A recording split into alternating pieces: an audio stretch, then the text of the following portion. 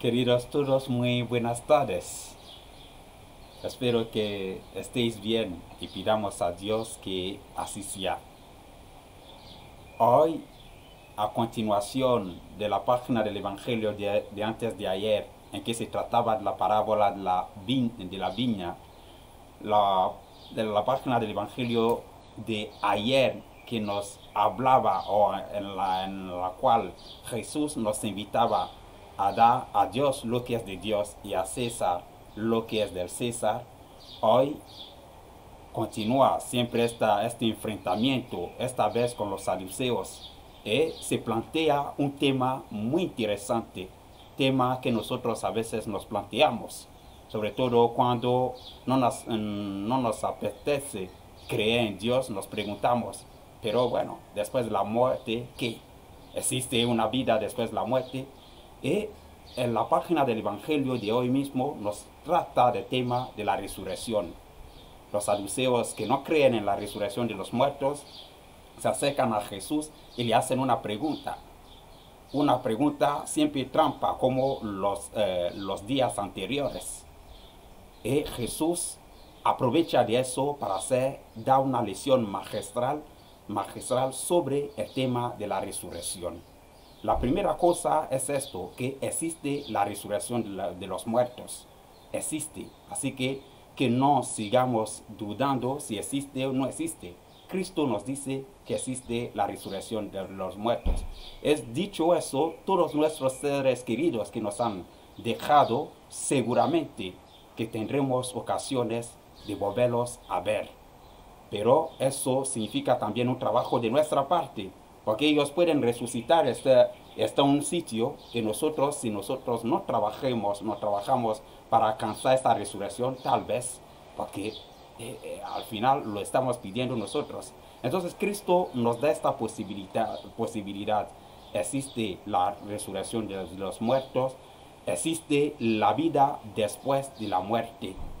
Y hay que cogerlo en el sentido que nuestro Dios es nuestro Dios, amigo de la vida. Y si el Dios es amigo de la vida, ¿cómo puede dar muerte?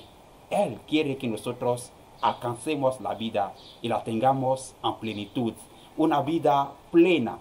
Y como nos hemos dado cuenta también en esa misma página del Evangelio, la pregunta que se hace a Jesús, si existe la resurrección de los muertos, que ha sucedido que 7 hermanos han tenido la misma mujer, al final, ¿de quién será esa mujer?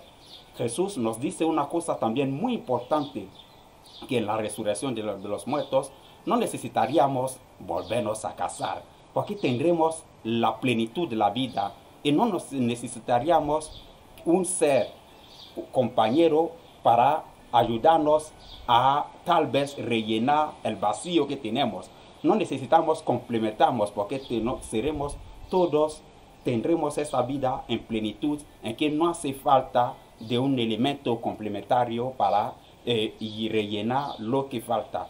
Eso es el mensaje que nos transmite nuestro Dios, nos dice Jesús. No es el Dios de los muertos, es el Dios de la vida.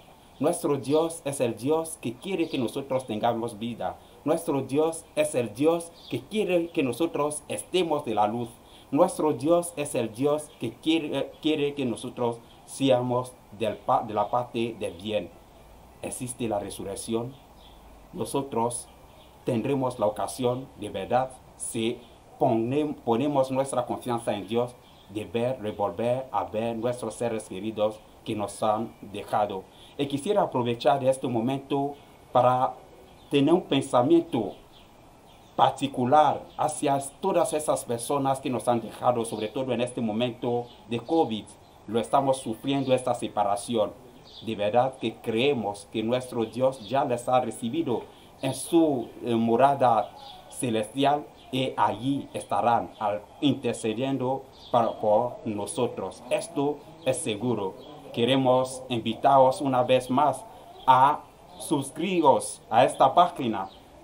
No porque lo dice Gabén, pero tal vez las consideraciones que hacemos tal vez pueden ayudarnos también en nuestro caminar como cristianos. No es la alta teología, no es la alta ese ejercicio, pero es una invitación a hacer camino juntos, ayudándonos con detalles a vivir el Evangelio día a día.